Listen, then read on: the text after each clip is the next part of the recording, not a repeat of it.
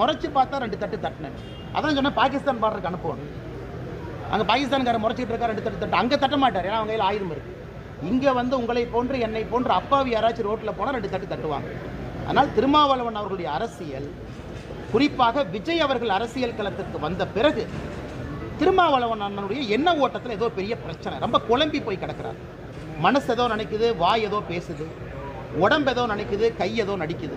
அதனால் அண்ணன் திருமாவளவன் அவர்கள் உட்கார்ந்து நல்ல ஒரு மெடிடேஷன் பண்ணிவிட்டு அவர் அரசியல் பாதையை மறுபடியும் தேர்ந்தெடுத்து திரும்ப வந்து அரசியல் செய்யணும். ஏன்னா நான் ஏன் கடுமையாக சொல்கிறேன்னா, தேவையில்லாமல் வம்புக்கு என்ன இழுத்துருக்கிறார், தேவையில்லாமல் என்னுடைய பெயரை கொண்டு, எனக்கு இதான வேலை, திருமாவளவன் எங்கே போகிறாங்க, அவர் கார் எங்கே இருக்குது, பின்னாடி இதான வேறு லைஃப்பில் வேறு வேலையே இல்லை.